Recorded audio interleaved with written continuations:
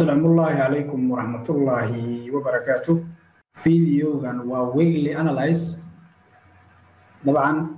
وأن ألعب إيشكم رجعني ويجي فيديو إنه وصل هاي وحياة كما أقول كسوقة سيدو كلا أنا ودي ويجي جرني وحياة هري وصل داي ويجي لصل في السوقة. طبعا أنا بالويك استا يعني سوق جرني نقول كذي إن سوقة أنا لا سكرنا أنا ومر بجروب سوقة بجرني مر دولار كا مر ين كا مر كروسس كا لكن جدول كسوان بدل لي أو ألعب وأنا هاد سوق لنا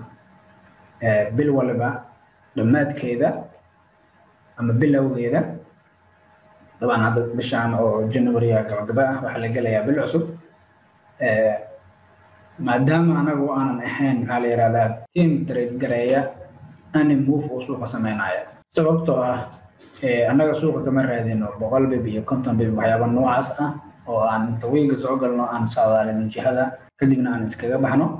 وحكى أروح بدن مركزتا جهة فايبرات أو ويران وقت ساعة كرتا 2 weeks 3 weeks لغفله إنه جهة سوق وسي سعودة أيان فوكس كسر كلية ويكس للتعجين يعني فوكس كأنه ما صارنو أو هذا أنا واحد كو أنا لسه ويفيسكا طبعا ويفيسكا أنا لمد مع استراتيجية ده كله سيدو كلا أنا جبيه هم وكنت بنهاي سيدا يو استعمال ويفيسكا دتك سببته أنا موف وسوق سمعنا أي متريب جرينو بس يجينا في عنا سوق تقبلنا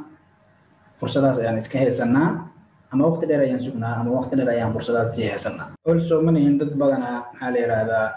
ويق وليبا أنت أسوي تريد أما ما نقول أنت أسوي تريد ضد قادنا طبعا ضد نوع سوي جيران أو قفز استراتيجية أو هيستوي كحرنتها أو سيستم مركز واستعمالها يو بيرسونال كيسا طبعا وان بحنا شورت تيرمسكا سوق الجهوين كلا غفلها سيدا 1 اور كي وحي كهوسيبا ولسو 4 اور كا maalin kasta oo kamid ah inta weeyga suuqa uu furan yahay waxaan soo galnaa xiisad live trading room oo halkaas ayaan ku shaqeynaa fursadaha shortiga ka banaan kuwa longiga ka banaan kuwa intermediate ka banaan dabcan laakiin markaan taaganahay video oo weeg la duubayo kaasona isla weegi dhexdiisa ama maalin maxaa la yiraahdaa ama maalin walba aan sharaxaynin suuqa lagu soo lalaabinaynin in jihadiisa la analyze gareeyaa oo hal dhinac dadka loo tilmaamaa aad bay u adagtahay because isla weekaas lagu jiro ayuu suuq wuxuu sameyn karaa qaabab kala duwan because awalba waxaas waxay ahaayeen short clears marka sida darteed sida ugu habboon oo aan go'aansanay ayaa ah inaan soo galno weekaas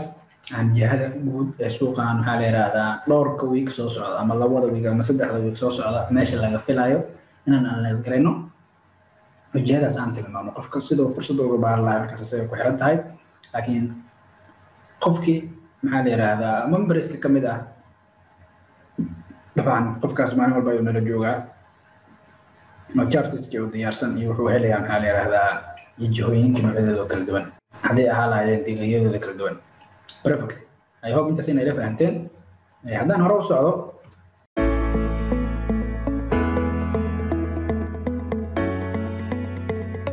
طبعا ويكان waxa focus kana saaran waa lacagaha dollarka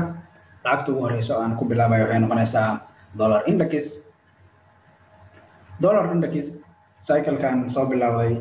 hal yiraahda dollar index dabcan waan ka warqabnaa suuqan wajahdiisu waa bearish dabcan September to now waxaad xasuusataan inaanu la soo soconay tilaabo fiidiyoodii madawiyada dabcan dib ugu laaba kartaan dollar weakness ayuu ahaa dabcan balse sidii January loo galay lixdii January ka dambeeyay dollar wuxuu soo bilaabay inuu strength noqdo sidaa darteed ayaa suuqa waxa uu arkaysan maxaa la yiraahdaa inuu iska galay jobi ama cancellation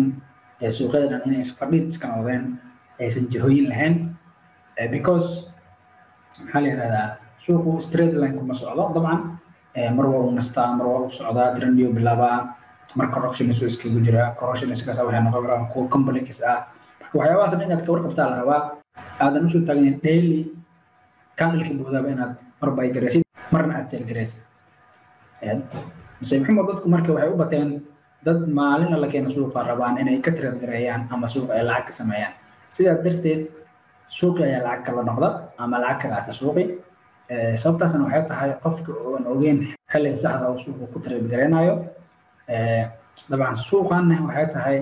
maalin waliba waa maalin shaqo laakiin maalin walba ma ahan maalin trade qodobkaas si fiican u qabsada maalin walba waa maalin shaqo oo suuqan kanal kasta ama xaaladda guud ee suuqa marna kor bay u socotaa marna hoos bay u socotaa laakiin ma ahan maalin waliba maalin fursad ama trade la trade gareeyo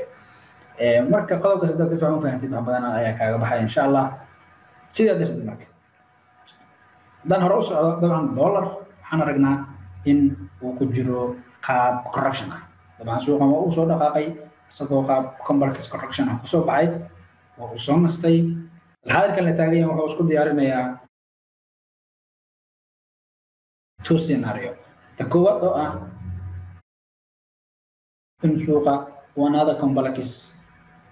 correction uu kor ugu samaysto noocan oo kale ah kadib uu soo daato course direction ku suuqu waa bearish qodobkaasi fiican iga qabsaday jihada guud aan dollar ka bixinayno annaga waxaa la yidhaahdaa after correction scan waa bearish muhiimadda ayaa midaas ah dabcan sidaa darteed qofkii correction scan ama maxaa la yidhahdaa ranginkan suuqa uu ku jiro ka faa'iidaysanaya day trading ahaan uu isku dayayo in uu sii baygareeyo fursad ahaan oo system u haysto oo istaraatiijiyadiisa ee u waafaqdaa waa uu ka trade gareyn karaa haddaad tahay qof ardadayna kamid ahna sidoo kale ama memberska kamid ah maxaa la yidhaahdaa xiisadaha laftinan roomka ayaad ku arkaysaa qaabka loogu faa'iidaysanayo ama in laga faa'iidaysanayo inuu la iska dhaafayo kolley labada xaaladba waddada koowaad waa middan waddada labaad maxay tahay inuusan sidaan samaynayn suuqan uu correctionku wax noocan oo kala noqdo simple like that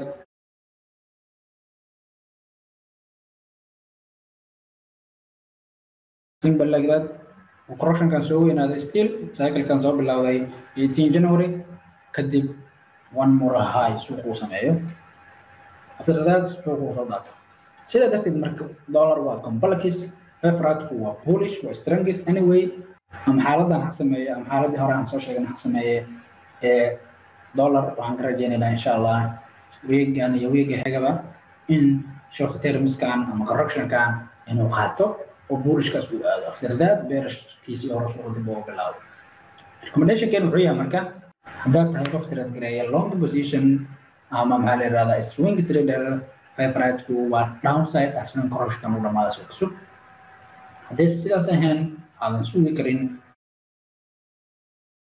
oo systemka uu ku waafaqayo fursadda bullishka ah oo systemka uu ku leeyahay nidaam aad uga faa'iidaysan kartid fursadda bullishka ah waad ka faa'iidaysan kartaa oo jihada waa bullish weegan wajahada bullish waaye weegan insha allah scenario kan marka waa inoo kan dabcan anyway correctionku dollar upside weegan iyo week xigaba insha allah sidaan u rajaynayno because anaga week kasta soo magalayno bil bilowgeeda ama bil dhamaadkeeda ayaan soo galaynaa keliya bishii waa hal mar muhiimadda bil kasta inaan hal mar soo galno ayaa dabcan febraayo bilowgeeda ayaa sidaan bishaan ugu gashay kadibna maarso bilowgeeda inaan soo laaban ayaa laga yaabaa kadibna maarso bilowgeeda inaan soo laaban ayaa laga yaabaa ama febraayo dhamaadkeeda anyway xaaladaas qabsada insha allah dollar strength lacagtii noo xigta dabcan waa USD CAD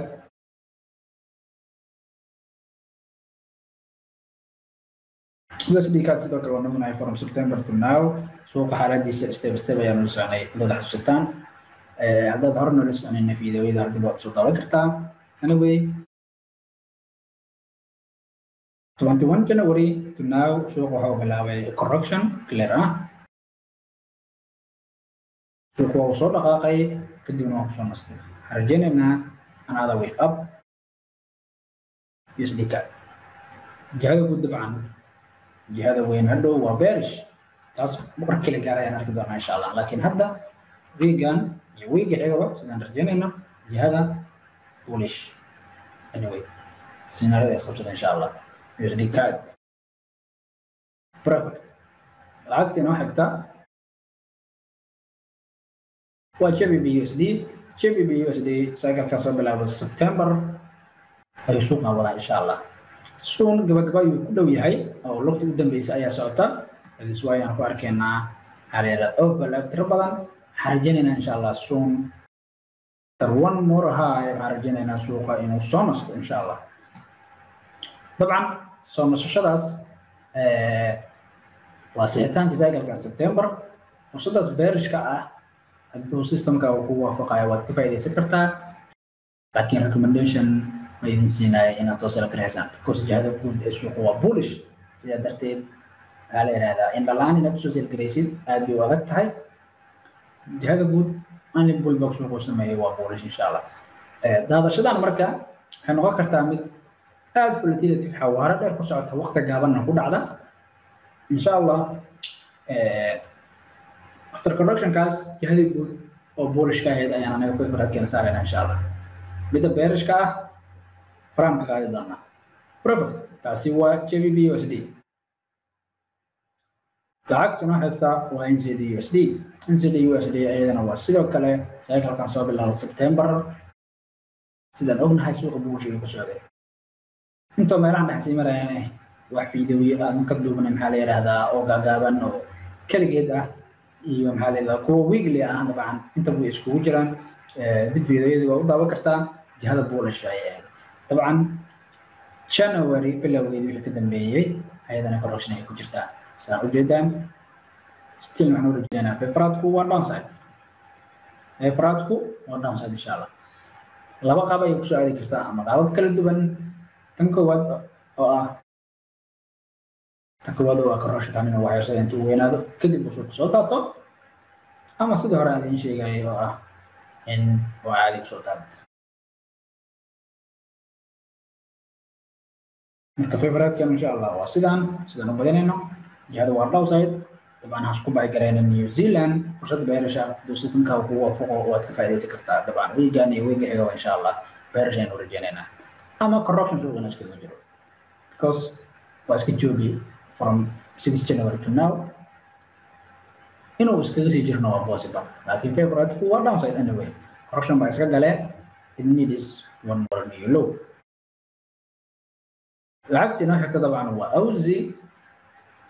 waa sidoo kale cycle-kan bullish-ka ayaa socda. rajaynayna from 6 January to now ayadana waxay wadaa complex correction. saa ujeedaan waxaan rajaynayna another downside insha Allah. another downside aynu rajaynayna ani pullback inay sii daado insha Allah. waa iska joogi anyway hadduu systemka ku waafaqo ka faa'iidayso. February-kanu waa downside Aussie dollar. lacagta ugu dambeysa dabcan waa Euro/USD ee dollarka. lacagta ugu dambeysa dollar insha Allah waxaan rajaynaynaa in lacagtan Euro/USD ayadana waxaan ognahay from 6 January to now inay bullish wado. from 6 January to now inay bearish wado. ani pullback waxaan rajaynaynaa inay sii daadato insha Allah. February-ku waa downside. correction-kan sida intuu u weynaado kadib waa sii daadan kartaa. ama sidaanba this one connector-kan oo ku filan yahay kadibna suuqina soo daata ayaa possible insha Allah. marka February-kan waa midkan kanaan badinaynaa waa la yidhaha downside. hadduu systemka ku waafaqo euro dollar fursad bearish ah ka baaro, laakiin ha isku bacgaraynin marnaba because suuqu bullish hadda uma diyaarsana, laakiin jihada guud ee weynta waa bullish we know it. balse waxaan hadda ka hadlaynaa waa shortiga ayaan ka hadlaynaa oo ah weegan iyo weegi xiga possibilities-ka lacagahan we know it inay joobi iskaga jiraan. anyway si baan ayaan rajaynayaa insha Allah. intaas ayaan kusoo gabagabeynaya. waxaa inoo balana analyse-ka xiga hadii waa la yidhaha qaar baan idin rajaynayaa. assalaamu calaykum ورحمة الله وبركاته.